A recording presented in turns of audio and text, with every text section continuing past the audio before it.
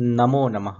अभी आपने विगत पाठ में आश्रय योग, प्रकीर्ण योग से संबंधित कुछ जो फल होते हैं, नवमांश के फल, राशियों का फल, ग्रहों की दृष्टि का फल, चंद्रमा की राशियों का फल इत्यादि, इन सभी के विषय में पढ़ा।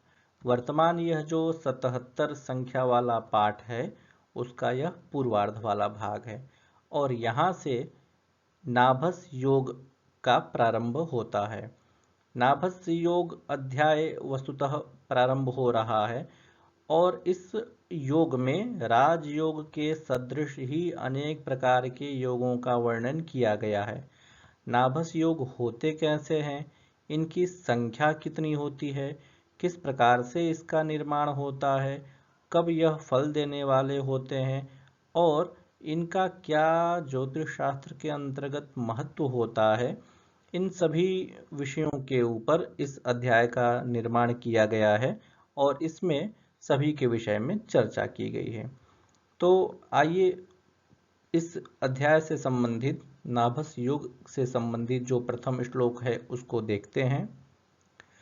चर भवनादिषु सर्वैराश्रयजाः रज्जुमुसलनलयोगाः ईर्ष्युर्मानी धनवान् क्रमेण कुलविश्रुताः सर्वे। इसके अन्वय को आप देखें।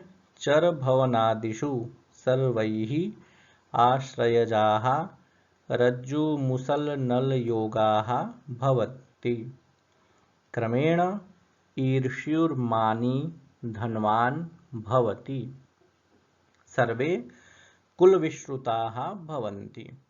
इसकी आप संस्कृत व्याख्या देखें।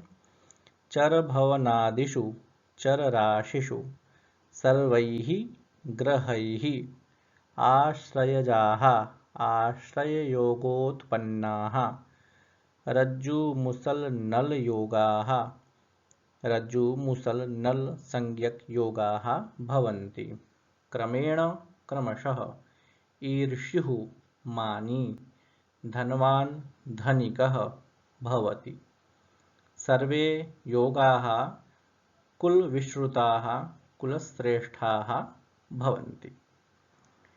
अब इस श्लोक के जो मूल भावार्थ हैं उसको समझने का प्रयास करेंगे।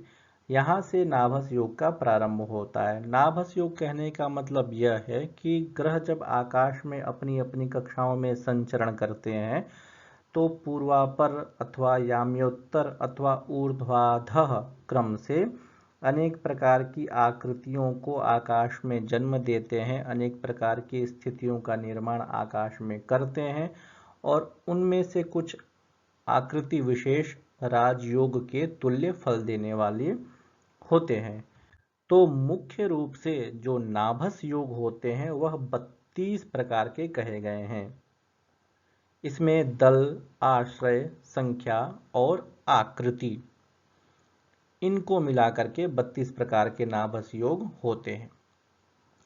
तो दल योग के 2 भेद होते हैं और आश्रय योग के 3 भेद होते हैं।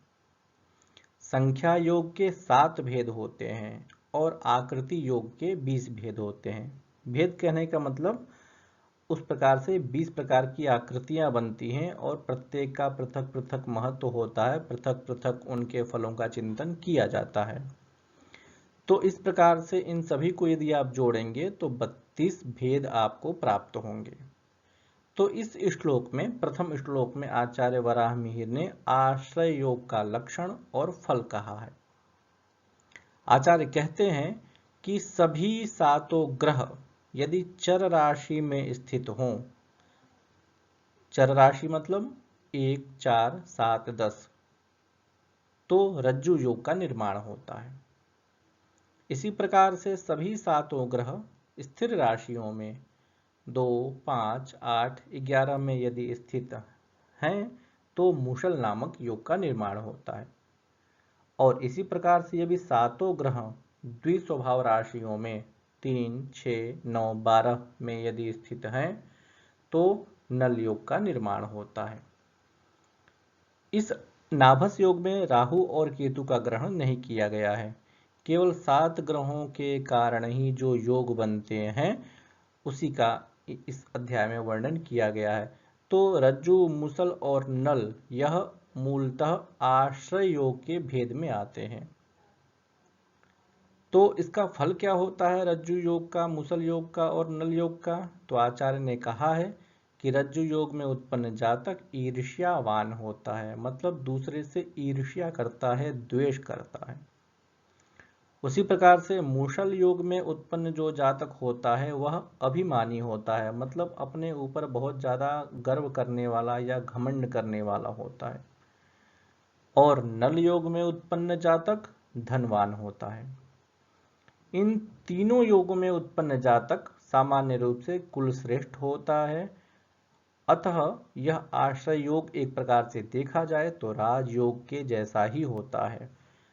तो ये 32 योगों में सर्वप्रथम जो भेद आता है वह होता है आश्रय योग का। इसमें चर राशि, स्थिर राशि और द्विस्वभाव राशियों में सभी ग्रहों के होने के कारण रज्जु, मुसल और नल नामक योगों का निर्माण होता है और इसका फल भी राजयोग के तुल्य के जैसा ही होता है, लेकिन सामान्य रूप से कुछ इसका विशेष फल होता है जो आचार्य ने स्वयं उसको प्रतिपादित किया ही है। अब आप उदाहरण के माध्यम से इन तीनों को देखें। प्रस्तुत कुंडली में चर राशियों में सभी ग्रहों की स्थिति दिखाई दे रही है, इसलिए रज्जु योग का निर्माण हो रहा है। स्थिर राशियों में सभी ग्रहों की स्थितियों का निर्माण हो रहा है, सभी ग्रह बैठे हैं, इसलिए मुसल योग बन रहा है। और नल योग आप देखें द्विस्वभाव राशियों में सभी ग्रह हैं, तो वहां पर नल योग का निर्माण हो रहा है। इसमें केवल राशियों की प्रधानता की बात की गई है। किसी भी भाव में यदि वो हैं तो रज्जु, मुसल और नल योग बनेगा ही बनेगा। इसमें राशि प्रधान है। आगे आप पढ़ेंगे तो उसमें कुछ ऐसे और आपको विसंगतियां देखने को प्राप्त होंगी, लेकिन यहाँ पर केवल लग्न का ही, केंद्र स्थान का ही बोध किया गया है। यदि यही स्थिति पणफर और आप पोकलिंग भावों में हुए तो भी उसका फल प्राप्त होता है।